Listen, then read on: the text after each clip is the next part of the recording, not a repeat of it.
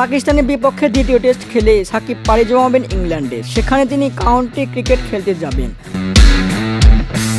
হত্যা মামলার আসামি সাকিব প্রায় নির্দোষ। মিথ্যা মামলা তার ঘাড়ের উপর চাপিয়ে দেওয়া হয়েছে বলে জানিয়েছে তার সহযোগীরা। সাকিব এবার পাশে পেলেন ক্রিকেট বোর্ডকে। বিসিবি চুক্তিবদ্ধ ক্রিকেটার সাকিব। একাধিক সূত্র থেকে জানা যায়, সরকার ও আইন বিশেষজ্ঞদের কাছ থেকে সাকিবের ব্যাপারে জানতে চাইলে তারা জানিয়েছে সাকিব আন্তর্জাতিক ক্রিকেট খেলা চালিয়ে যাওয়ার নির্দেশ দিয়েছেন। তারা আরও বলেছেন কিছুদিন সাকিব দেশের বাইরে থাকুক। আর সাকিব এখন দেশে ফিরবেন না। টেস্ট খেলে ইংলিশ কাউন্টির সারে ক্লাবের হয়ে একটি 4 দিনের ম্যাচ খেলবেন সাকিব। বিসিবি তাকে দিয়েছেন ছাড়পত্র।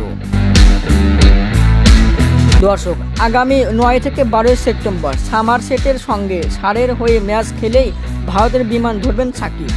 19 থেকে 23 সেপ্টেম্বর ভারতের বিপক্ষে বিশ্ব টেস্ট চ্যাম্পিয়নশিপের ম্যাচ খেলবে বাংলাদেশ। সেখানে সাকিব যোগ দিবেন। দর্শক, আপনাদের মতামত কি কমেন্টের মাধ্যমে জানিয়ে দিন। ধন্যবাদ।